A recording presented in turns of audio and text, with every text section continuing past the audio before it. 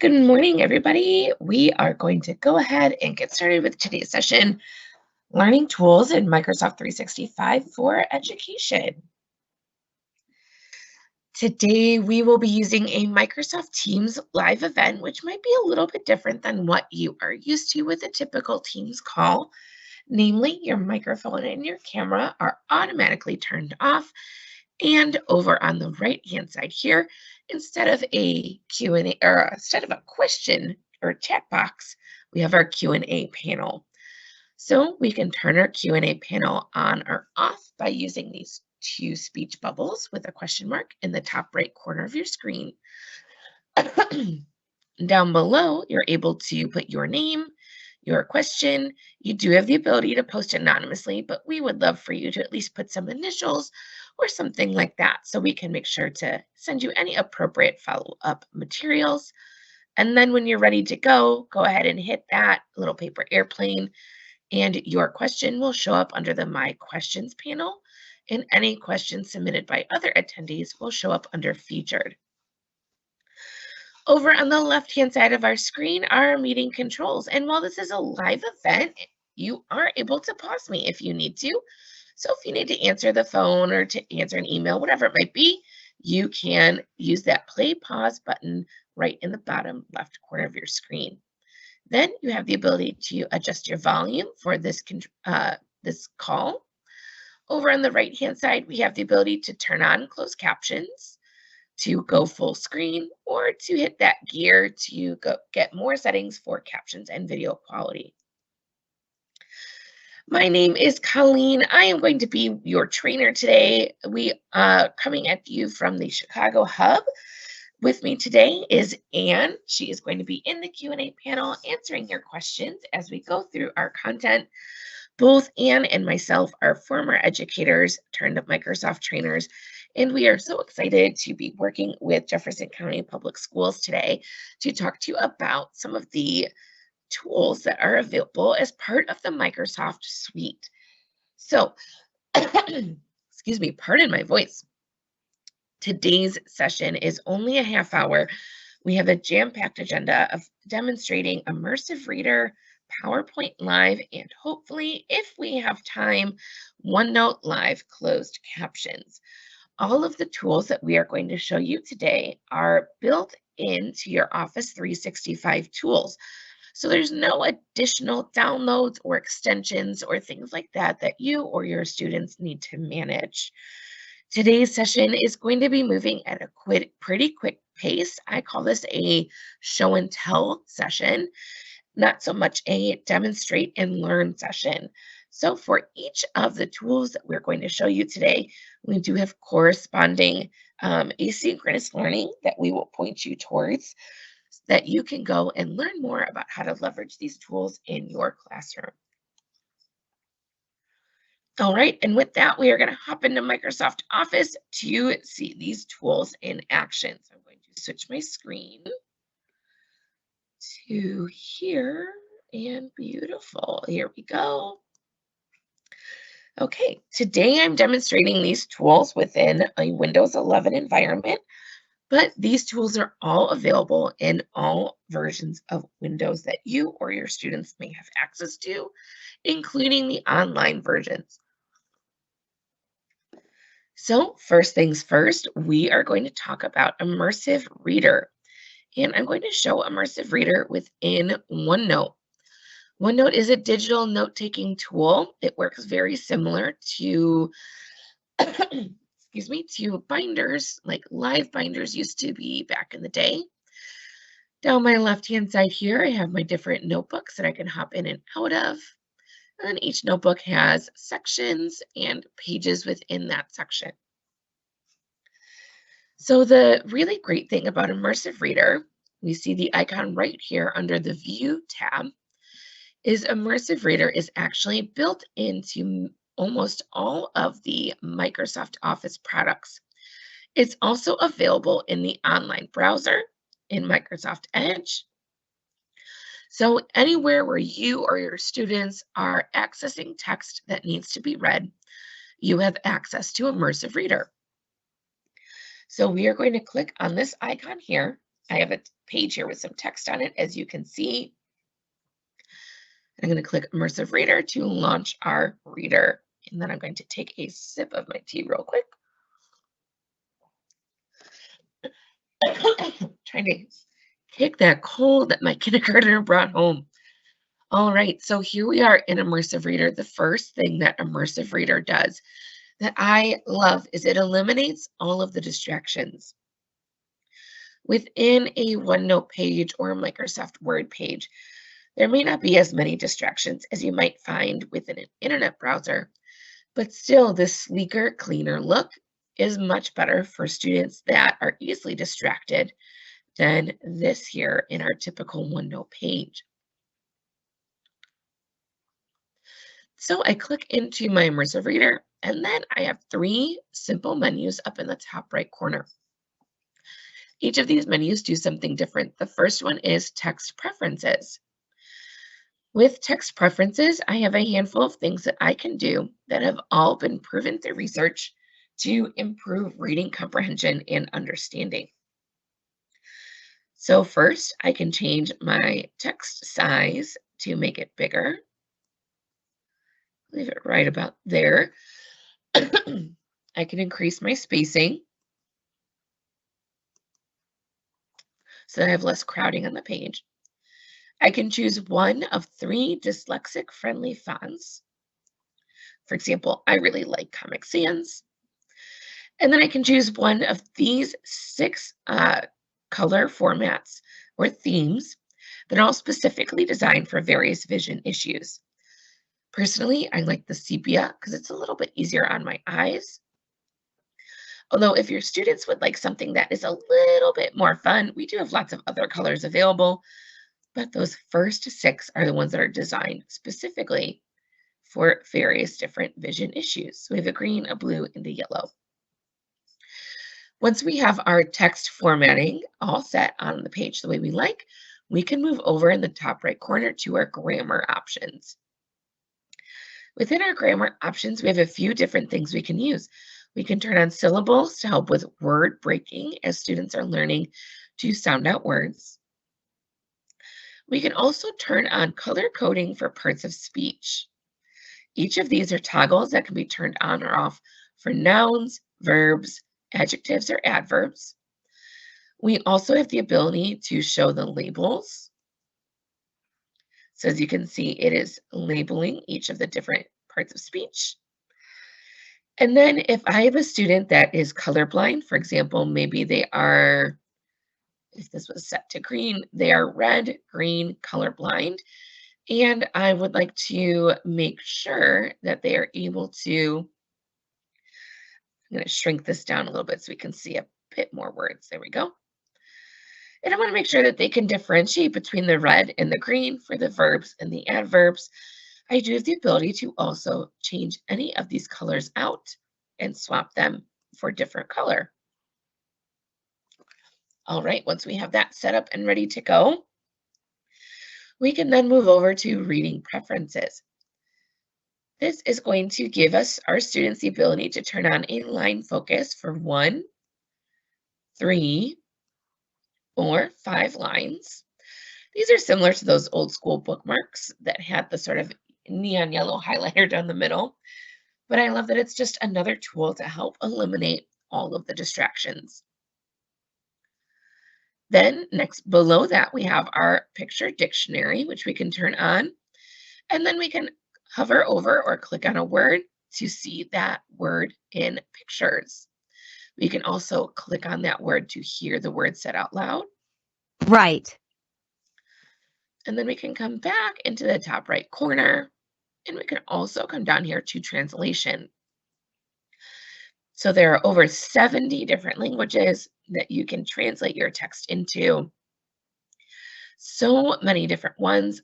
I personally love to highlight the fact that normally when you are looking at Chinese translations, it is just traditional or simplified, whereas here they have not dozens, but they have half a dozen different dialects of Chinese that you can translate it into to make sure that your students are accurately able to translate and understand their content, their text. I'm going to leave it as Spanish for now, and then I have the ability to turn on a by word translation. There we go, where I can click onto that word right again, and I can now see it in English, and I can see and hear it in Spanish. Escribir. If I need more than just a word-for-word translation, though, I can also translate the entire document.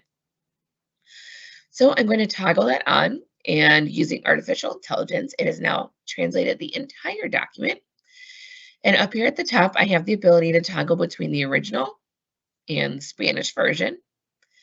And I can come down to here and I can click on the word and still see it in Spanish, in English, and the two pictures. When I am all ready, actually I'm going to toggle back over to the original. When I am all ready to start reading my document, I can choose a voice setting down here. I have different voice speeds, different voice selection. Then I can hit play. Write about the Greek god Poseidon. He is one of the 12 Olympians in ancient Greek mythology. 1. So it will read out loud to the student. If we are looking at it in the translated language, it will also read in the translated language. Escribir sobre el dios griego Poseidón. Es uno de los 12 olímpicos en la mitología griega antigua. All right, so tons of implications for how this can be used in the classroom. First, the most obvious one is it can be used with early reading students or students who are not able to read to themselves yet. You can drop any document with it into your OneNote notebook and have your students able to have it read aloud to them. Or if they're using Immersive Reader in one of the other Microsoft tools, they can have whatever is on the screen in Word or PowerPoint or in their Edge browser read out loud to them to do their work. Additionally, this can be used with students who are language learners. So if they are working on becoming proficient in English, or maybe they're even working on becoming proficient in a second language, this can be a really great tool to help with comprehension and fluency. Additionally, adults use this as well, especially ones that are busy and need to multitask. Anything that you can drop into a OneNote or Word page, you can have read out loud to you. So if you need to proofread reports, if you need to read a document before approving it to send out to the school or the district, you can drop things into here and have it read out loud to you while you multitask. I also love that it's great for working on parts of speech. It's great for working on syllable breaking. It's great for lots of different tools, even just for multitasking for students that might need that. So you are going to find that all of those tools, wherever you see this Immersive Reader icon, it is in OneNote, Word, PowerPoint, Teams. It is in Outlook. You can find it within the Edge browser, just about anywhere. All right, I am going to pause for just a second to see if we have any questions. Take a little sip of my coffee while we're at it. We do not yet have any questions, so that's just a reminder to everyone. In the top right of your screen, you'll see that Q&A, so feel free to send us any questions or if you'd like Colleen to demo something. And you'll see in that Q&A, I have sent several resource documents to support what Colleen has showed us so far with Immersive Reader. Awesome, thank you, Anne. All right, so we are going to switch gears off of Immersive Reader. One thing I do actually want to point out before we switch, I also have some printouts of that same document where you can do Immersive Reader here. So it is literally anything that you can get your hands on, you can turn into an audiobook of sorts, which is part of, as a former English teacher, I really love this tool. All right, so let's minimize OneNote. I'm going to come down here into my browser. So now we are switching gears into PowerPoint. So PowerPoint has some really amazing tools that are built into the program now, and they are all going to be available only in the online version of PowerPoint. So to get to your online version, We go into our browser, we go to office.com, and then we are logged in here, and we have all of our apps down the side, the left-hand rail. And we also have an app launcher where we see all of the apps we have access to. So today I opened this recent presentation.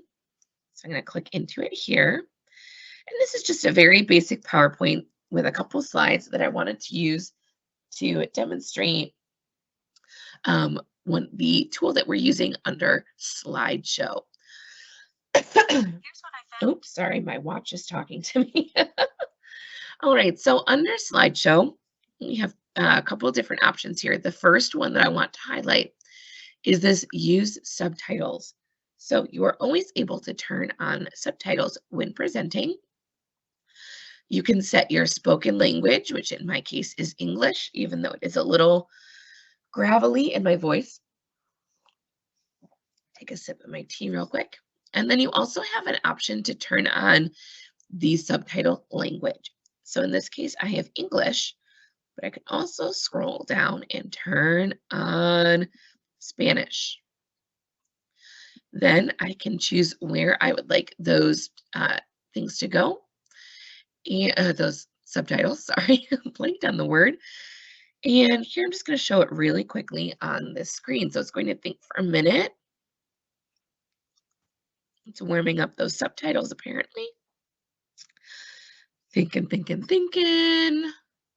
We'll give it just another second before I try again. Sometimes in our demonstration tenant, things move a little slow. They are not wanting to turn on for me today. But when we do turn that on, those subtitles will show up down across the bottom of my screen because that is what I chose to turn on. See if I can kick it into gear. There we go. So now I have my subtitles showing up in the translated language across the bottom of my screen. This is really great if you are working with a population that is duolingual. So you have one group that speaks English and one group that speaks Spanish, for example. And as I transition through my different slides, those captions do stay across the bottom of my screen. But what if you are presenting to a group that involves more than one language that needs translation? In that case, we would use PowerPoint Live. So up here under slideshow in the top right or left corner, I have present live. So I'm going to come down here and choose right here, anyone, so that it works for anyone, not just people in my organization. And then I'm going to click the button to launch it. It will open up here for a second, and I'm going to leave this on the screen. Feel free to use your mobile device or another tab in your internet browser to use that code or to scan the code on your phone. I'm going to take a sip of my tea real quick. Give us another minute. We have one person joining, which is great.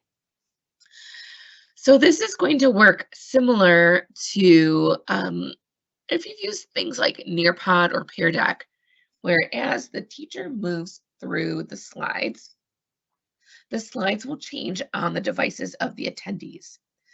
So you can have, if for example, you're doing a back to school night, any sort of parent presentation where you need to translate into multiple languages, you should notice when you scan this code and when you log in, you have the ability to choose your language. And then once you choose your language, as I'm talking, the translations should be showing up for you in the language that you chose on your device. Now, I still have my captions going down across the bottom. And then you can see, I don't know if you noticed it a second ago, a little thumbs up floated across my screen. There it is. So you get some live interaction from the attendees in your session. Now, this is a good spot for me to let you know that we are on a bit of a delay. So my screen and what I'm saying is actually happening about 10 to 15 seconds before what you are seeing. So I'm going to give it just another second or two for you to be able to see what is on your screen. Then as I start navigating through my presentation, your slides will change on your device. So I can hit next. Your slide should have changed on your device to help keep your attendees focused in on what you are demonstrating and showing. I can keep moving through these slides. They should keep changing on your device as well. And then when I'm all done, for me, it says end show. So I'm going to click enter. And then for up here, I have the ability to resume my session if needed or end the session. I am going to end the session so that you all can see the different options that are available when we finish. So once we finish, you should get a little pop-up screen on your device that asks you for some feedback. What did you think about the presentation? Some feedback for the speaker, and all of that comes to me in an email about half an hour after the session is over. So I love that engagement that it gives. You can use this with students, with parents. There's so many implications for it. And again, I liken this the most to tools like Pear Deck and Nearpod. There's not as much interactivity in tools that you can build into this, but it's a really good option for when you also need that live translation for you and your attendees. All right, I'm going to pause here to see if there's any questions. I know you guys are on a bit of a delay, so I'm going to give it just a second before I move on. We just had some really great feedback. People were able to join and they saw how it, worked on the attendee side of that. Someone mentioned that they were, able to change the language into French. So, obviously a wide variety of languages available. Awesome. Yeah. All right, so we're going to keep moving on then with one last one that I'd like to show you, and that is leveraging Microsoft Translator. You can find this at translator.microsoft.com. And Translator and Microsoft have teamed up to be able to allow your students to have live translations right within their OneNote app. So they don't need to have multiple apps or tools open if you need someone that needs even just English captions within their OneNote notebook. So to start off with, I am on translator.microsoft.com. I'm going to generate a code here with the language I'm speaking. And I'm going to close out of this. Going to close out of this. And I'm going to allow my microphone. And I'm going to click OK. So then from here, I am going to copy this code. And I'm going to come over to my OneNote. So this is my conversation code. I would disregard what is going on over here on my translator side. I have several different microphones being used right now, which does confuse Translator. It does not work well in my demonstration tenant, but this code is going to be great. So I'm going to copy that code and then come over to here. So here is our OneNote notebook online. This is only available in the online version, but I'm going to click into my empty space on the page here within my OneNote notebook. And then under the View tab, I have Live Captions. So I'm going to click that to turn it on. The panel should open down the right-hand side of my screen. I am going to paste that join code, and then I can choose my caption language and click Join. Then what it should start doing is it should start translating my notes right down here, down the right-hand side of my screen. So as I am talking, excuse me, or as the instructor is talking, all of those translations in our captions are showing up right here down this panel. It does seem to be moving a little bit slow today. This is not the best demonstration of it, but what I love is that I can hit pause. I can come in then and adjust some settings for myself. And I'm still talking. It is still gathering all of those translations. I can highlight things within my notes, and then I can hit resume. As I hit resume, it has been listening to everything I'm saying, so it is dropping things in here. And it does seem to be moving slow, but it is listening to me, so I think it is just my internet today. It is not up to snuff. But as I continue this lesson, my students see the notes popping in down the right-hand side of their screen. And then when I close out of the session, so I'm going to pause it right here. I'm going to end my session. I'm going to leave the conversation. When I come back here, these will then get added to a tab over here for my students where these notes will be cached for them to come back and access at a later date and time.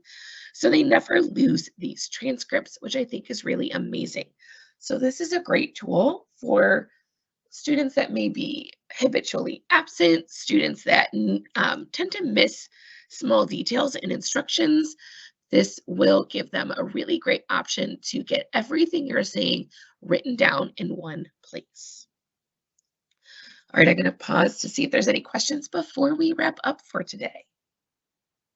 No questions, Colleen. All right. So I'm going to minimize this and hop back to here. So 3 tools that we went over today that you can go and look for more information on each of these 3 tools in some of the resources I'm going to show you on the next screen. We talked about Immersive Reader, we talked about PowerPoint Live, and we talked about OneNote Live closed captions. So the Microsoft Learn Educator Center is a great space to go and learn more about all of these tools I just quickly showed you. They have professional development, product guides, educator programs.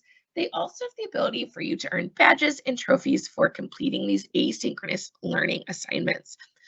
So if you would like more information on Immersive Reader, for example, we can go to this link, search for Immersive Reader, and then go through all of the professional development content that's available. Additionally, in the MIE program, or the Microsoft Educator program, when you go into that learn.microsoft.com, you have the ability to enter codes for to get some training points, to get some credit for attending today's session. If you would like to get some credit for today's session, you can use this code here, 32PVVR, and enter it in the achievement section of your Microsoft Learn profile. So now what's next? If you are looking for more information about how we can leverage these tools in your classroom, please down here go to aka.ms/edu calendar. That will take you to a calendar page where you can book time with one of our Microsoft educators to talk through how you might leverage one of these tools in your classroom. If you're looking just for some general training for yourself, you can come here to aka.ms/Chicago and look at all of the live sessions that we have available.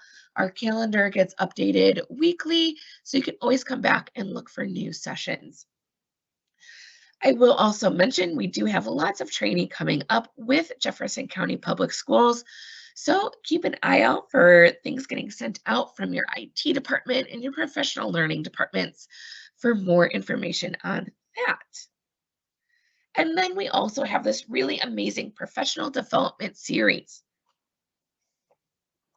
This series is being put on in partnership with the Learning Technology Center of Illinois, and we have monthly topics that you can attend. All sessions are from 9 to 10 a.m. Central Time, and we tried to target days that most schools were off for workshops or professional development.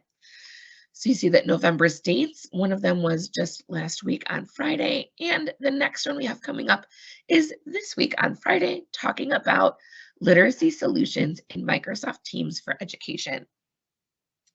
December, we'll be talking about OneNote. In January and February, we'll be focusing on Teams.